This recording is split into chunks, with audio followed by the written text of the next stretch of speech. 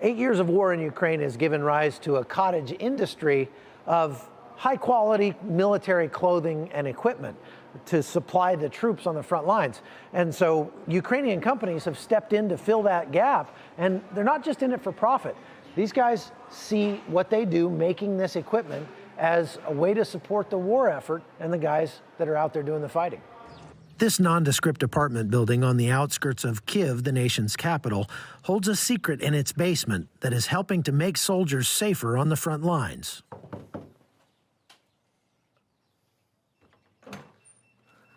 Hey, how are you? Oh, nice. I'm Chuck Holton. Nice to meet you. Welcome to, what is this? Ballistica manufacturer. Okay. Here in Kyiv. My name is Alexander Dolgy. I'm owner of Ballistica. We are a producer of bulletproof vests and other military equipment. We started 8 years ago when started Russian invasion in Ukraine, because in this time we don't have any producer of such equipment, because we are never think about we can have a war or something like this. And in those time we have a great need of these products, and this was one of reason why we start this business. A lot of people who work in our company are some of them veterans. For example, Ivan was a soldier for 2 years. He used our products, and when he come back to civilian life, he said that he wanted to work in our company. And a lot of girls, their husbands are military. Maybe 30 or 40% of people who work in our company have their family military. In Ukraine, I'm Chuck Holton for Newsmax. Chuck Holton, thank you for that report. Well, moments ago, the White House tweeted this about the phone call with Vladimir Putin. President Biden spoke with President Vladimir Putin today to make clear that if Russia further invades Ukraine, the U.S. and our allies will impose swift and severe costs on Russia. President Biden urged President Putin to engage in de-escalation and diplomacy instead. For reaction to this and the rising tensions that we're seeing between Ukraine and Russia, what it could mean for our national security, I want to bring in former Defense Intelligence Agency officer Rebekah Koffler. Rebekah, let's just start with that phone call, the readout that the White House sent moments ago. When it comes to de-escalating and the options that the Biden administration has on the table, what do you think that leverage looks like there? That leverage, unfortunately, Kilmany, looks like a zero because deterrent strategy is not something that is possible to develop in a day or even a week or even a month, right? The Russians spent 20 years developing a unique doctrine and strategy and modernizing their military capability in order to achieve Putin's goals. And there's no magic bullet right now because, unfortunately, the Obama administration, the Biden administrations ignored every piece of intelligence and did not act in time. Rebekah, I want to play this clip from the White House National Security Advisor Jake Sullivan issuing this warning about when we could see a potential invasion of Ukraine. We are in the window when an invasion could begin at any time should Vladimir Putin decide to order it. But I do want to be clear. It could begin during the Olympics, despite a lot of speculation that it would only happen after the Olympics. We are ready either way. What is your assessment of the situation there? Sure. We have been in the window since late December. Yes, absolutely. It is very possible that Russia's invasion or some sort of form of attack or strike will take place before the end of the Olympics. Remember 2008 when Russia invaded Georgia. The Olympics did not really stay in Putin's way because for Putin, achieving his strategic goals, which is reintegrating former Soviet space into a supranational state, not unlike the former USSR. These are much bigger and serious goals than upsetting President Xi. And Putin has already attended the Olympic ceremony, so they have worked that out. Ukraine is accusing Russia of blocking its access to the sea as Russia prepares for naval exercises next week. Now Moscow's repeatedly denied any plans to invade Ukraine, but Putin has amassed, as we know, thousands of troops at the border and just started with those military drills with neighboring Belarus and is now preparing for naval exercises. Russia's deputy representative at the UN mused that if the U.S. was trying to invade Ukraine and said it may provoke a crisis, how do you square the statements that we're seeing from Russian officials with its military buildup, combat drills, and naval exercises?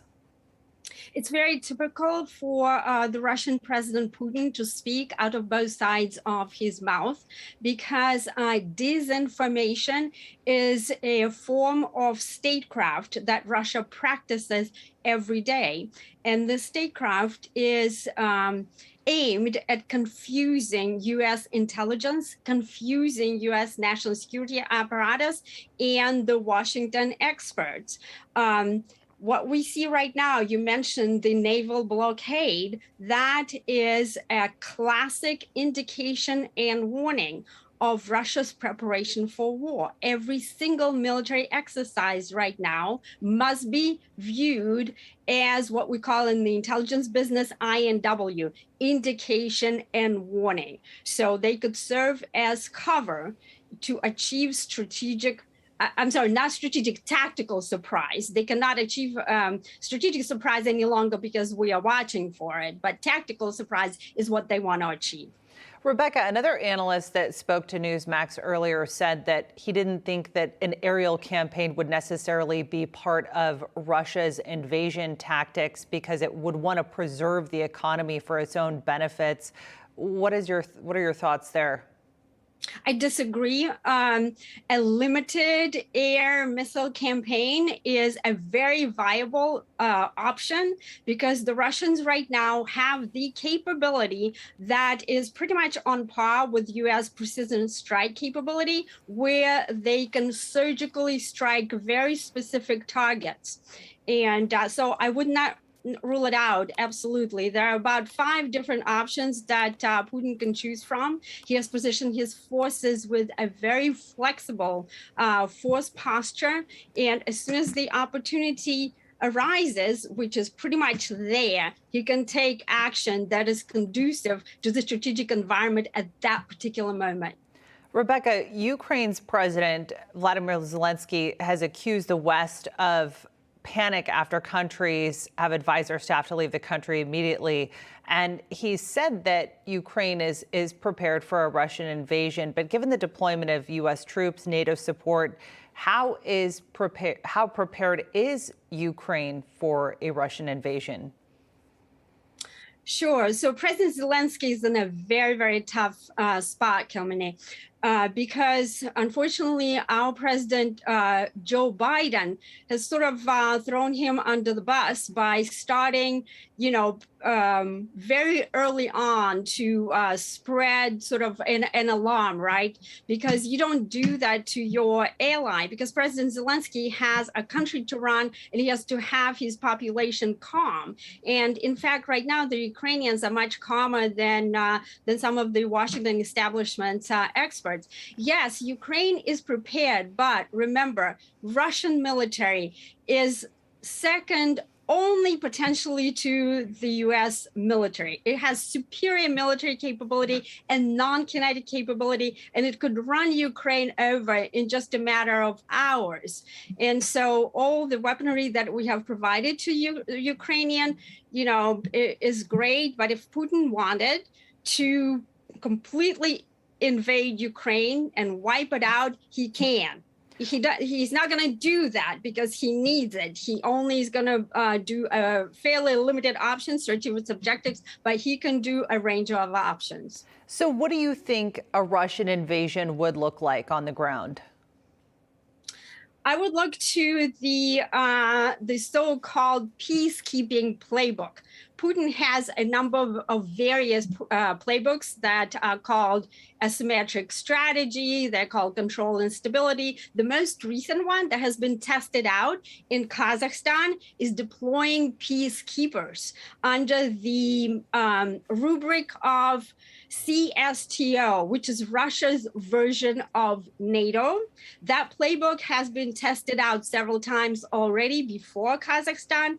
We have Russian peacekeepers in Ossetia, Georgia's part, and Abkhazia. It has been tested out in Moldova, Transnistria, in several places. So that is the kind of playbook accompanied by air missile strikes that is a viable option that Putin is likely looking at right now.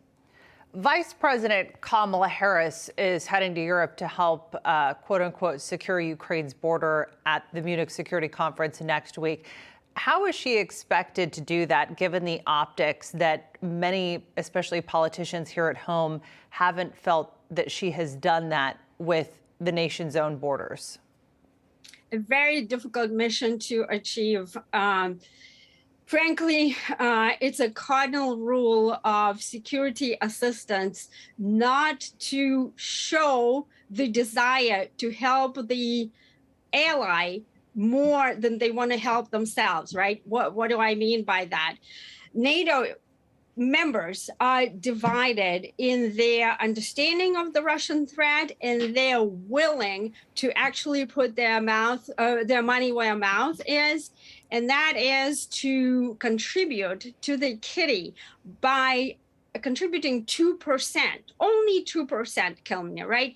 Very few nations right now contribute fully, and the most richest nations, such as Germany, don't contribute. So the idea of the Russian threat is there, but the United States cannot be the one who wants to help the alliance more than they want to help themselves. They need to unite themselves and not be divided, because that's Putin's goal, is to divide NATO.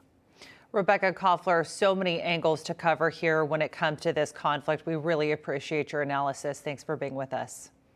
Thank you, Kelmina.